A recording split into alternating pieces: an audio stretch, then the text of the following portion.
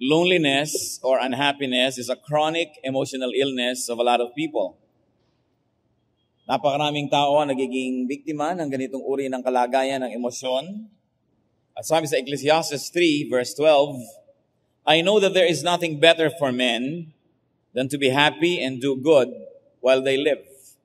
Coming from a very wise man, Solomon said that there is nothing better for men than to be happy. Ito po ay kuminsan isang nalilimutan maging ng mga spiritual na tao at mga relihiyosong tao na wala na silang ginlamorize kundi suffering and sacrifice. When Solomon, who is given by God a lot of wisdom, said, there's nothing better for men than to be happy. Ang atin pong pag-aaral ngayon, pinamagatan natin, add happiness to your life. Dagdagan pa ang ligaya sa buhay. Salamat, Ama, dahil kayo ay Diyos sa pinanggagalingan ng mabubuting bagay. At kayo mismo, Panginoon, gusto niyo po kaming maging masaya. You have created the earth, given us all good things, enabled us with a lot of capacity to enjoy your creation and to be happy. Teach us, O God, to be responsibly happy. A kind of happiness that's responsible, a kind of happiness that is responsive. At nawa, Panginoon, kung sa aming kalagitnaan ay may mga kapatiran na kailangan ng napakarami nito, inyong pagpalain, gabayan, at maging totoo ang magandang kalooban mo para sa amin. May you enable us, O Lord, to see your good and perfect and pleasing will, and that in following you we may find happiness. Lord, we commit this time to you that you may comfort, teach, straighten us up, lead us. We ask you in the name of Jesus our Lord. How do you add happiness to your life? Halimbawa, masaya na kayo. Paano pa dadagdagan ng kasiyahan? Sabi ng Panginoon sa John 10:10, I came that they might have life and have it abundantly. Have it to the full. Magkaroon ng tunay at makabuluhang buhay. At lalong-lalo namang kailangan itong pag-aralan kung kulang na kulang ang kaligayahan ng tao. Ito po isa sa mga studies na ang isang pinakamalaking epidemic sa buong sangkatauhan ay kalungkutan. How? First of all, count your blessings. To be happy, you've got to know and you've got to be convinced that there are reasons to be happy for. Count your blessings. Psalm 103 verses 2 to 5. Praise the Lord, O my soul, and forget not all his benefits, who forgives all your sins and heals all your diseases, who redeems your life from the pit and crowns you with love and compassion, who satisfies your desires with good things. So purihin daw ang Panginoon at huwag lilimutin ang mga magagandang bagay na ipinagkakaloob niya.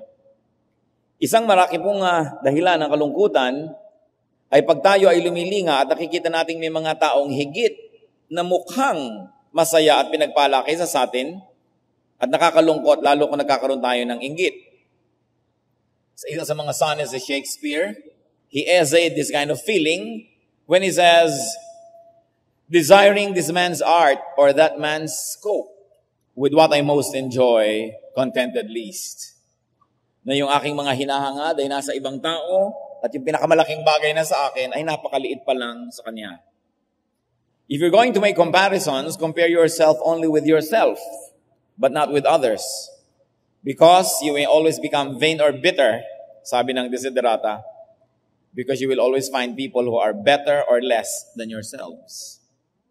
But to count your blessings. But how can you count your blessings? First of all, we've got to recognize blessings. Kailangan pag nandiyan yung blessing, nakikilala natin yun that they are blessings. 2 Corinthians 12, 7 to 10, isa pong bahagi ng sulat ni Paul, to keep me from becoming conceited because of these surpassingly great revelations, there was given me a thorn in my flesh, a messenger of Satan to torment me. 3 times I pleaded with the Lord to take it away from me, but he said to me, my grace is sufficient for you, for my power is made perfect in weakness. Therefore I will boast all the more gladly about my weaknesses, so that Christ's power may rest on me. That is why, for Christ's sake, I delight in weaknesses, in insults, in hardships, in persecutions, in difficulties. For when I am weak, then I am strong.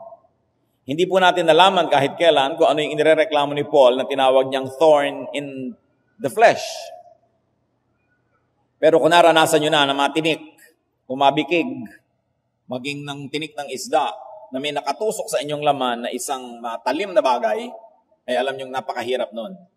At sabi niya, meron akong ganon, at hiniling ko sa Panginoong alisin, pero hindi niya inalis. Kaya pinagpapasalamat ko na rin, sabi niya, sa dami-rami ng ibinigay sa akin ng Panginoong pagpapala, ay mabuti na rin may ganyan ako at nang hindi ako maging mayabang. May nagpapababa sa aking kalagayan, may nagpapaalala sa akin na mayroon akong malaking bagay na pinoproblema, it keeps me humble. So, whatever keeps us humble, though they may keep us from enjoying many things that we desire, should also be counted as blessings. Merong mga tao na siguro kulang sila sa kagandahang physical according to the standards of advertising and according to the standards of Greek aesthetics. Pero dapat na rin ipagpasalamat sapagkat napakaraming tao dahil sa kanilang kagandahan ay doon pa napahamak. Napakaraming nagkagusto, napakaraming naghangad at nalito na kung hindi sana siya ganun kaganda ay hindi siya mapapalungi at mapapariwara. Kaya marami pong pagpapala, maging ang mga bagay na akala natin disadvantageous. James 1:2-3, consider it pure joy, my brothers, whenever you face trials of many kinds, because you know that the testing of your faith develops perseverance. Ano naman dito ang inaari na blessing? Persecution, trials. Sabi niya, dahil pagka may ganyan, may gantimpala ang nagtatagumpay. At hindi naman kayo papayagan ng Diyos na dumanas ng ganyan kung hindi alam ng Diyos na mapagtatagumpayan nyo kung sisikapin nyo lang sa kanyang tulong.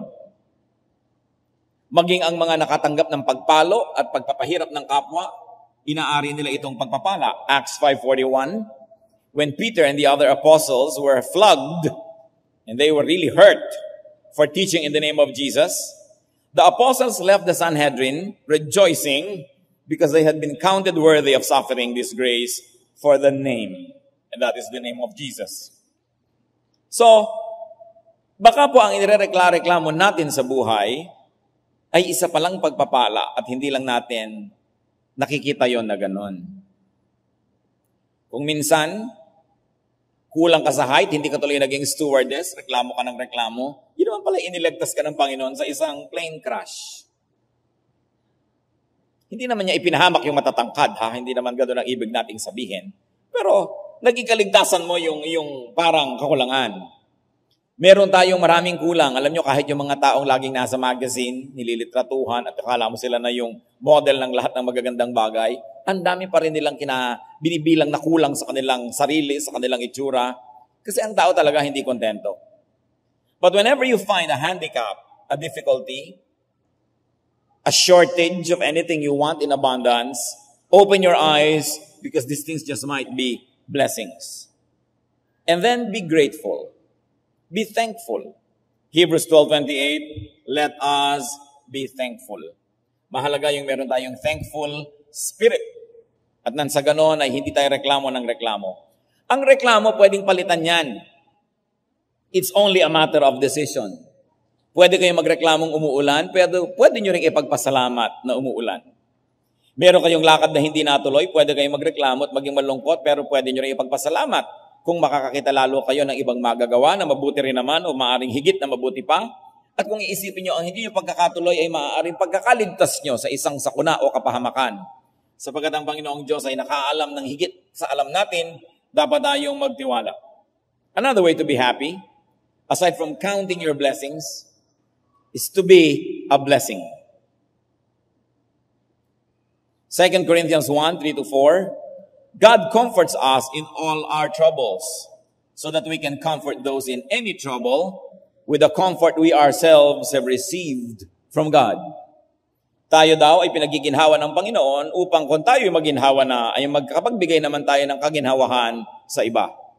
Binibigyan tayo upang kung tayo ay nag-umapaw na, ay makapagbigay din naman tayo sa iba.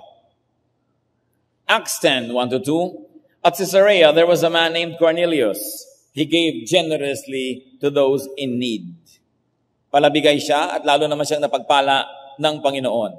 So what can we do to be a blessing? Help, visit, encourage, give.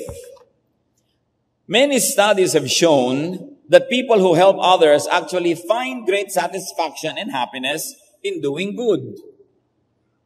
Nilikha ng Diyos ang tao na mayroon siyang kakaibang kaligayahan na matatamo at malalasap lang niya kung siya ay matulungin at mabuti at maibigin sa kanyang kapwa. Kaya kung tayo po ay nalulungkot, maaari tayong magdagdag ng ligaya sa pamamagitan ng pagdagdag pa ng mabubuting mga gawa, lalo na sa pagtulong sa mga kapuspalad. Nararamdaman niyo siguro yan, yung meron kayong kamag-anak o kaibigan na dapat dalawin sa ospital, pero hindi kayo makapunta, busy kayo, marami kayong gagawin. Pero nagpunta rin kayo, at nung palabas na kayo doon sa ospital, ay maligaya rin kayo na finally nagawa niyo na rin yun, nagawa niyo isang bagay na maganda. Meron kumisan na gusto niyong regaluhan o bigyan na isang bagay na hindi naman lagi natin kayang ma-afford. Pero nung naipaglaban niyo at nagawa niyo na, you have this distinct happiness. Mga kaligayahan ng mga nagbibigay ng tulong sa kapwa, tumutulong sa matrikula ng mga pamangkin o kaibigan o anak ng kung sino-sino. Marami pong kaligayahan na naghihintay sa atin kung tayo lang ay handa na magbigay din ng ligaya sa ating kapwa. Acts 9:36, in Joppa, there was a disciple named Tabitha who was always doing good and helping the poor. At ano po ang napala nitong si Tabitha sa kanyang kabutihang loob? Nung namatay siya, inilapit siya ng kanyang mga natulungan dito sa isang alagad ng Panginoon na si Peter. At siya ipinanalangin at bumalik ang kanyang buhay at nadagdagan pat nahabaan pa ang buhay niya dito sa mundo. Acts 20:35, the Lord Jesus Himself said, "It is more blessed to give than to receive." Many people are lonely because they always get and forget. And they do not give and forgive. Kaya mahalaga is not to always get and forget, but to give and forgive. Maraming kaligayahan ang nagiging available pag tayo ay nagiging matulungin. At ito'y isang misteryo kung bakit ganun. Na kung tutuusin naman, hindi naman talaga isang hiwaga, sapagkat Diyos ang lumikha sa atin, nilikha tayo na likas sa atin na dapat ay mapagkawang gawa at matulungin. Another way to add happiness to your life is to operate on your strengths. Kung ano ang galing, yun ang gamitin. Kung ano ang inyong talino, ano ang inyong training, ano ang inyong hilig, doon mag-operate. Maximize your potential. Ang bawat tao ay mayroong mga kakayanan na maibunga sa buhay na ito. May mga mailalabas na galing at talino. Subalit kung hindi kayo magpapasya na doon kumilo sa larangan kung saan kayo binigyan ng Diyos ng lakas, talino at galing, lagi na lang kayong mabibigo.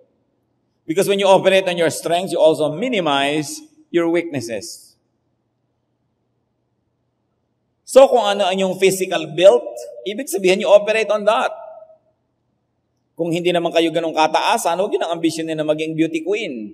Dahil binibigyan nila ng halaga sa puntos yung height. Maaring humanap kayo ng ibang trabaho, ibang larangan. So anong titingnan ninyo? Saan ba ako mahusay? Saan ba ako magaling? Kasi lahat po ng tao may husay at may galing. At lahat ng magagaling, nagkikita-kita yan. Ano pong ibig natin sabihin? Kung kayo magaling na barbero, ang magugupitan nyo ay mga ulo ng mga pinakamagagaling na tao. Kung kayo'y cook, ang maipagluluto nyo, yung mga pinakamagagaling na mga kakain o mga parokyano. Kung kayo ay arkitekto, ang i-design nyo ng bahay ay mga pinakamagagaling na kliyente. Kung kayo man ay security guard, ay magbabantay kayo sa mga pinakamagagaling na mga pwesto. At kung kayo'y driver, ang ipagdadrive nyo, pinakamahuhusay na mga amo na may pinakamagagandang mga kotse. Kung kayo ang pinakamahusay na janitor, maglilinis kayo sa mga pinakamagagandang mga building o palasyo.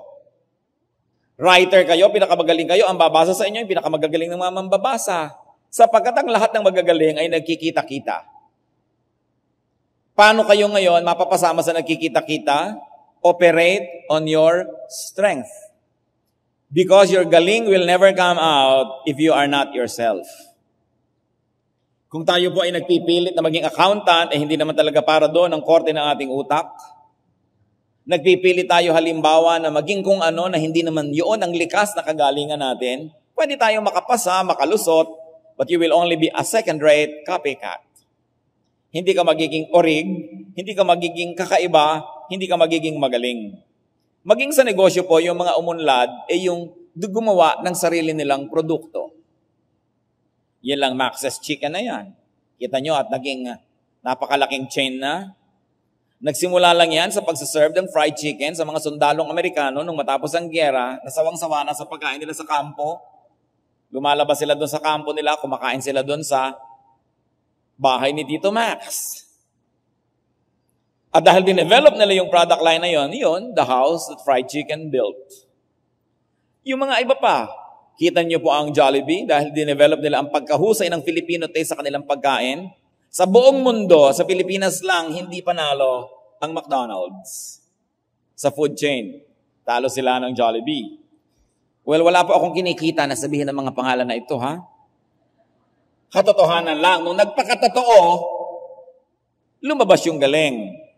Kaya yung spaghetti matamis, yun ang gusto ng Pilipino. Yung mga Pilipino gusto ng mga spaghetti maaasim, nagpapanggap lang yun, sinisikmura din pagkatapos. Dahil ang gusto mo talaga yung matamis, yung mga ketchup na matamis, hindi yung maasim.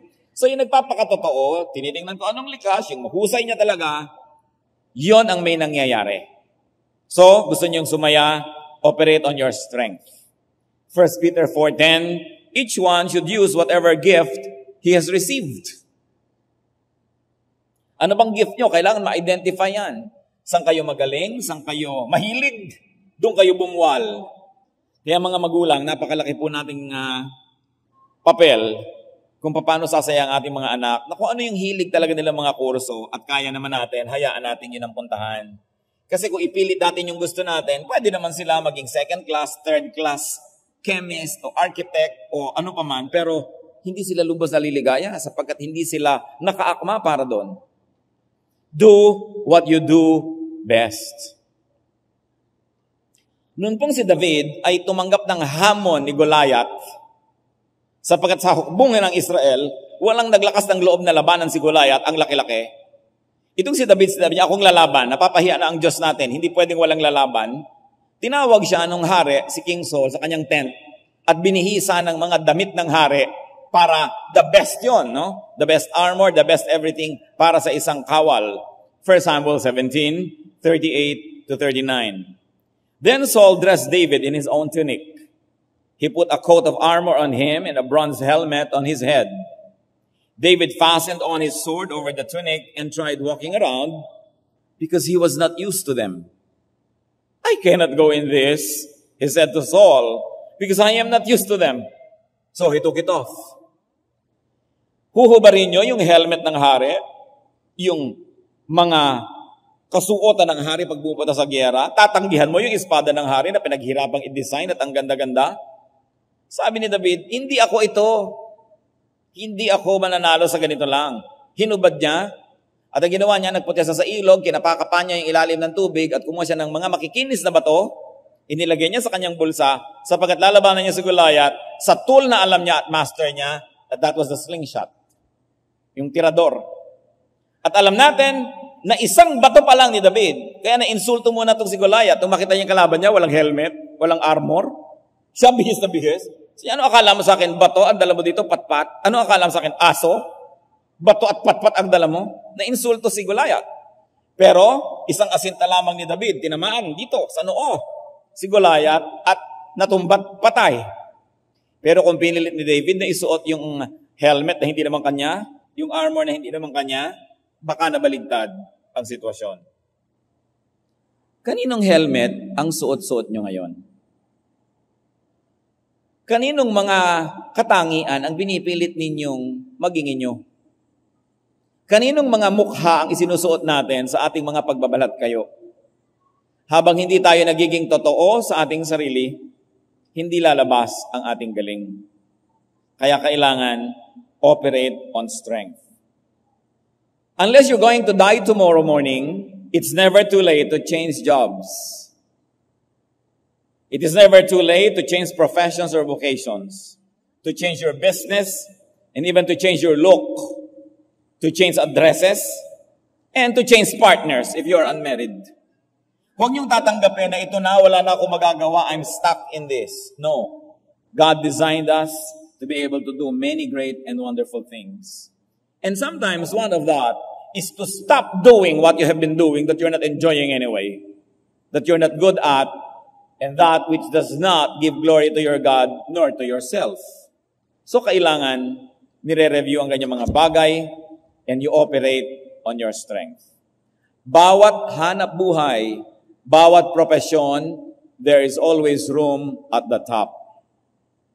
If you want to go to the top, be in the right place. If you are in the right place, there's always an elevator to the top.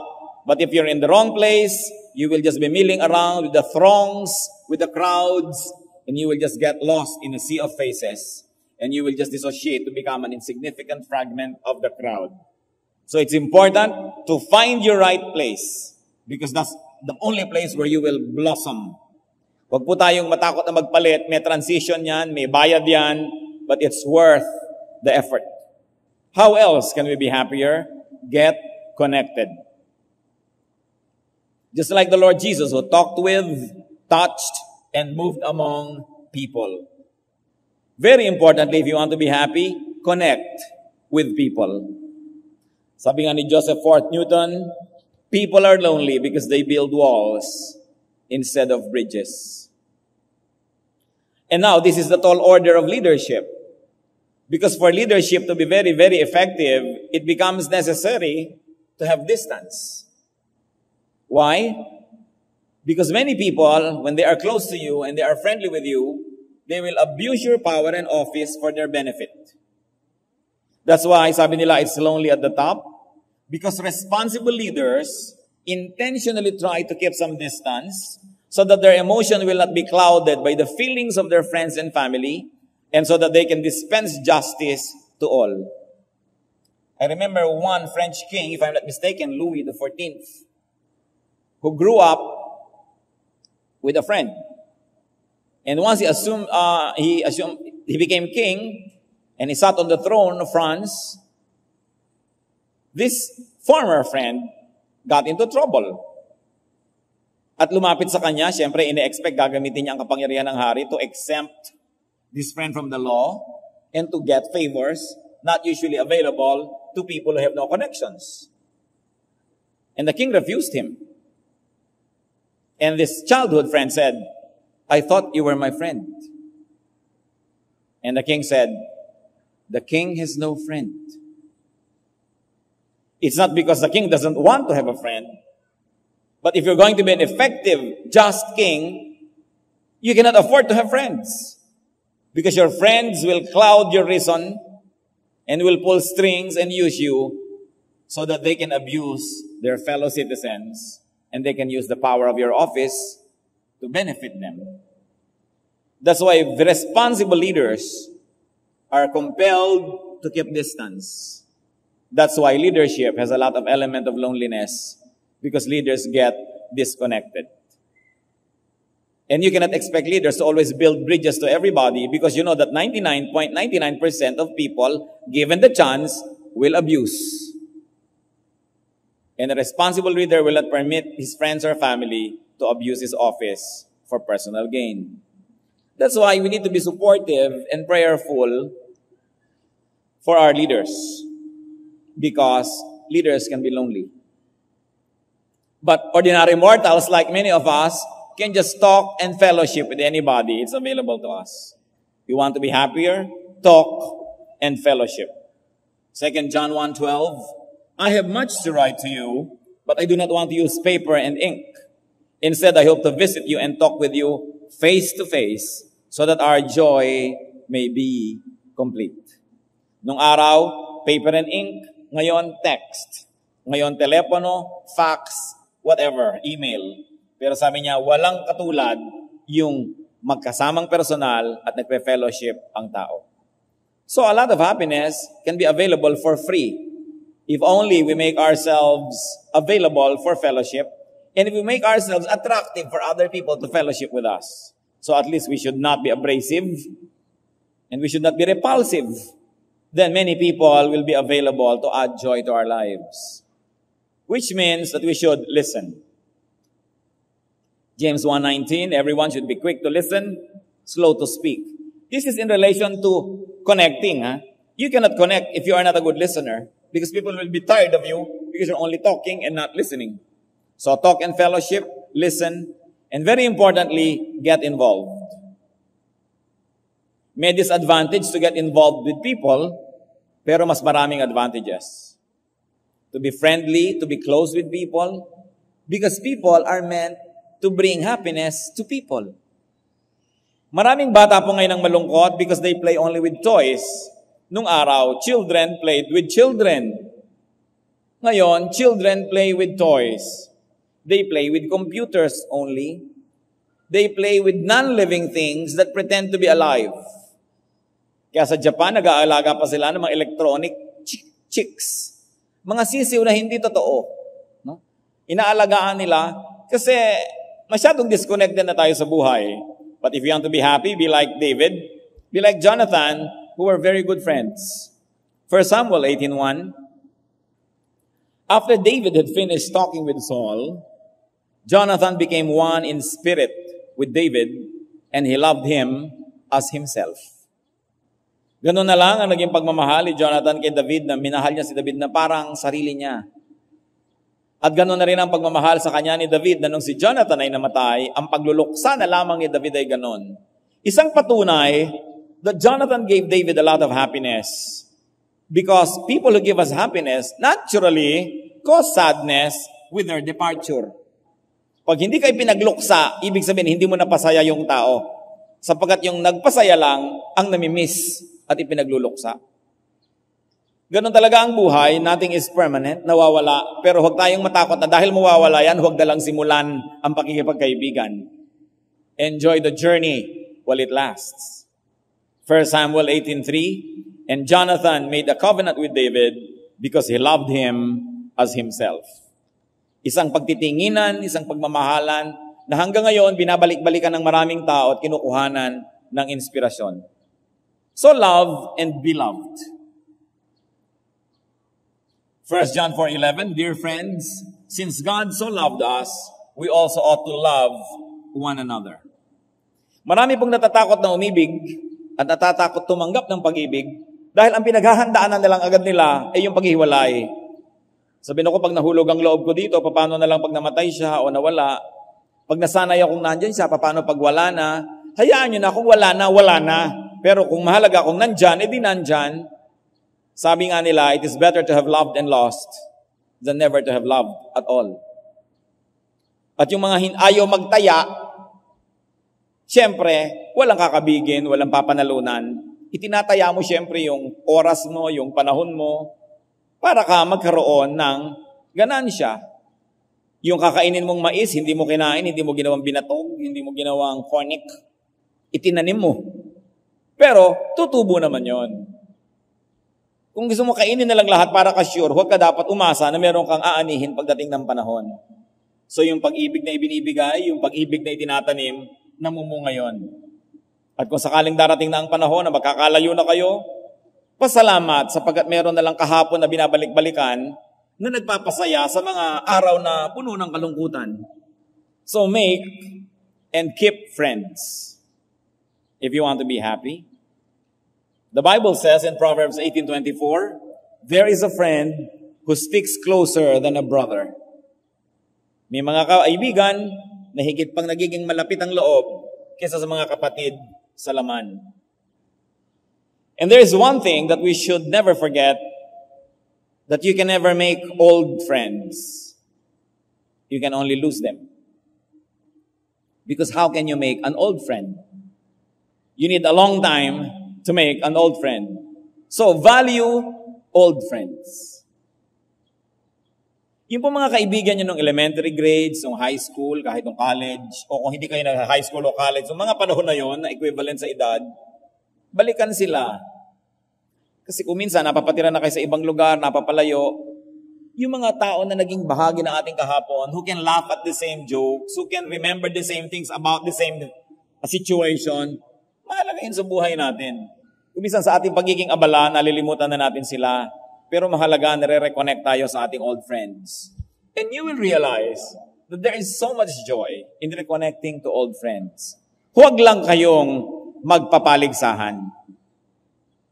Yan kasi ang problema kuminsan sa mga dati magkaka-eskwela, lalo may reunion, paradahan ng mga kotseng magaganda, paradahan ng magagandang misis, ng matatalinong anak, ng malalaking bahay, ng magagandang mga titulo. Kaya tuloy yung hindi nagkaroon ng mga ganon, ayaw nang umaten ng reunion.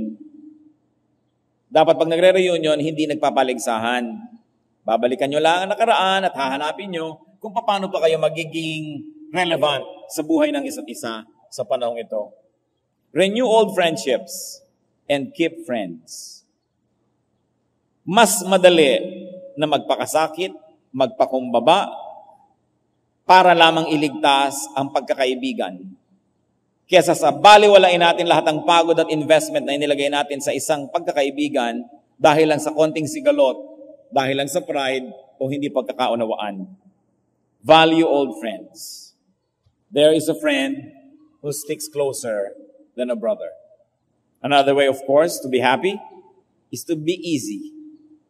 Kailangan ng tao, meron ding kababawan para sumaya.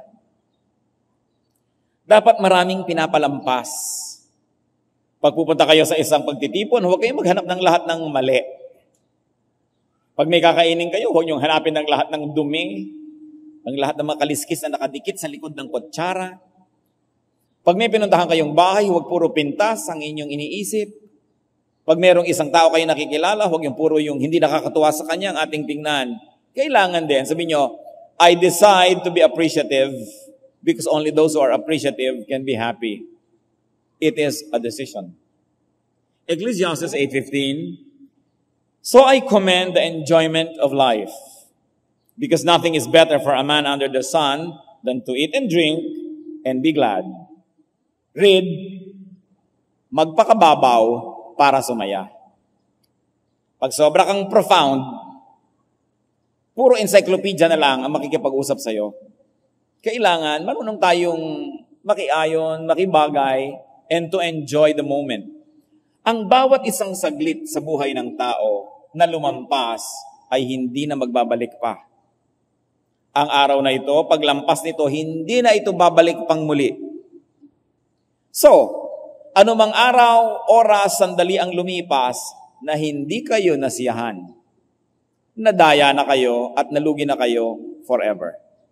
Maaaring masiyahan kayo bukas, pero yung ngayon, hindi nyo na maibabalik pa ang kalugihan nyo. So, ang matalinong tao, sinisikap niyang masyahan. Humahanap siya ng kanyang ikasisiya at ng hindi ng ikalulungkot at ikaiinis ng kanyang damdamin. So, talinuhan ng bagay, huwag masyadong nagkikriticize. May pinapanood ka, wala kang hinanap kundi mali. Nagbayad ka pa daw para lang pala maghanap ng mali. Ba't hindi mo buksan lahat ng imbornal at nang maamoy mo lahat ng baho? Pwede mo naman buksan lahat ng imbornal at amoyin lahat ng baho. Pero pwede ka rin pumunta sa mga tindahan ng pabango at kahit hindi ka bumili, makiamoy-amoy ka doon, sasaya ka na. It's a matter of choice. Everywhere, enjoyment may be found if only you would look correctly and through correct lenses. Ang pananaw natin sa buhay ay parang salamin. Kung ang salamin mo ay gray, gray ang mundo. Kung pink, pink ang mundo. So tingnan niyo po kung anong pananaw niyo. Kung lagi na lang kayo naiinis, laging kapintasan ng kapwa ang ating nakikita, ibig sabihin may mali sa pagtingin natin sa buhay. Don't take yourself too seriously. Huwag kayo laging naiinis pag hindi kayo nabigyan ng pansin. Napakalaking pagpapala yung hindi napapansin. Kung pipili lang kayo, yung pansin na pansin kayo ng mundo o hindi kayo napapansin, piliin nyo hindi kayo pinapansin. Sapagkat napakahirap yung pinapansin kang lagi. Makikita ang lahat ng yung mga kulugo, kulani, mga balakubak, everything.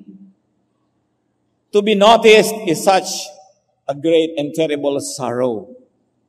Kaya yung mga taong sikat, kilala na kinaiinggitan ng bala na hindi natin alam ang pagdurusa ng isang taong kilala ng marami. So huwag na nating aspirin yung mga bagay na yan. Huwag lang tayong niyuyurakan at tinatapak-tapakan sa mukha. Tama na yun. You don't have to be at the presidential table. Alam niyo ba ang pagdurusang umupo sa presidential table, wala ka namang kaharap. Ang dami-daming tao nandiyan, nakataas kang ganon. Tapos pati nguyam mo, pati natinga ka na, hindi mo man lamang matanggal-tanggal dahil ang daming nakatingin sa'yo. Ang mga katabi mo, hindi mo kilala, taga saan po kayo? Taga Bulacan pala kayo. Kayo po, dalawa palang anak nyo. Isang buong gabing ganon. Kaya ayoko umuupo dyan sa presidential table kahit kasalan. Talaga magkamatayan na. Bihira-bihira talaga kung kailangan na lang. Mas gusto ko, katabi ko yung choir natin, yung mga wedding coordinator, masaya ang usapan, kwentuhan. Aning kung may katabi akong kondesa at prinsipit kung ano-ano na, taga saan po kayo? Ganun po ba? That's a way to waste life. Kung bakit yung iba na, gusto-gusto ang katabi nila, mga kilala. Diba? Mas masarap ang katabi mo yung magkakilala kayo. Dahil yun ang nagbibigay ng tunay na kaligayahan. And if you really want to be happy in life, brothers and sisters, forgive and forget. Yung dalawang F ng buhay na mahalagang sangkap ng kasiyahan, forgive and forget. Forgive offenses. Forgive pains and sorrows. Ang buhay, matatapakan at matatapakan ka ng iyong kapwa. Dahil pare-pareho kayong gumagalaw, kuminsan masikip ang daigdig na inyong ginagalawan, kuminsan natatapakan kanyang di sinasadya, meron namang talagang gusto kanyang tapakan dahil yun ang ambisyon niya. In any case, matatapakan kayo. Kung ipagluluksan nyo ang bawat panahon na natapakan kayo, wala na kayong gagawin sa buhay kundi malungkot.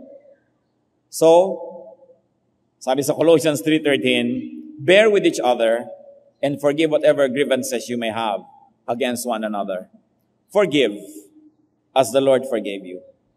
Only those who forgive can really be free.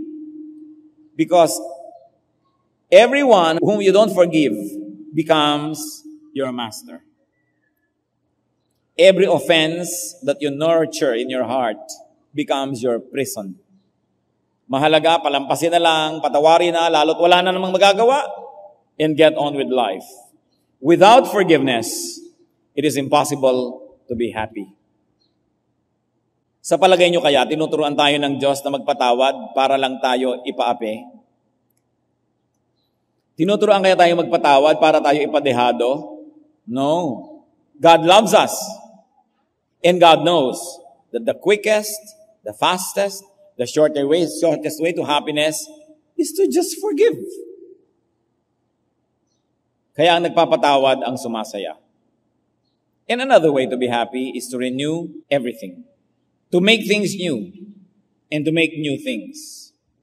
Lamentations 3:22-23. The Lord's compassions never fail. They are new every morning. Nakita niyo po ang mga habag at tulong ng Diyos. Bago yan araw-araw. So meron tayong bagong energy, may bagong power, may bagong direction, may bagong tulong. So always make new things. Make new friends. Make new activities. Make new projects. Kumisa kasi yung buhay natin, nata-typecast yung mga kaibigan natin. Like, kung architect ka, mga architect kaibigan mo, hindi naman masama. Pero ano bang may kaibigan kang high school student? Nalalaman mo at nare-refresh ka sa mga bagay na ibang point of view.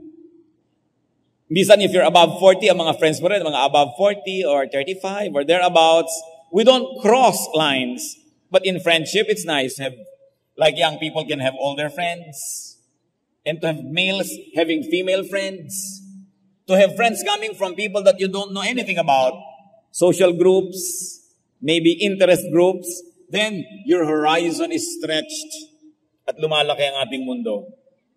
That adds thrill, and that adds learning, and definitely it adds happiness. So add newness and freshness to your life. And finally, among the many ways to add happiness, get physical. Be as active as possible. Exercise. Beautify, if you like to beautify yourself. Marami pong kalungkutan dahil lang natutulog ang ating mga taba.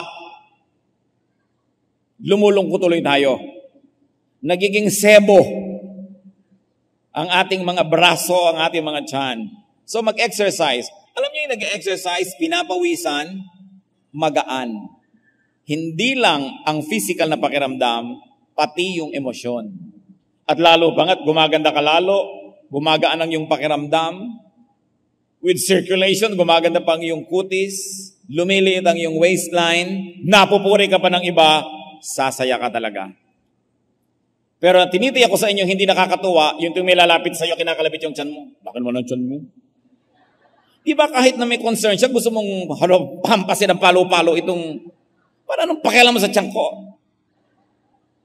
Ang taba mo yata ngayon, gusto mo talaga siyang sungangain, di ba? So, imbes iwas tayo ng iwas, eto na naman itong papansin sa tiyan ko, sa taba ko, di mag-exercise tayo. At gusto mo ngayon, lagi kang mapansin, nakakalat ka na nakakalat para ka mapansin. Dahil ikinatutuwa mo na yung pansin.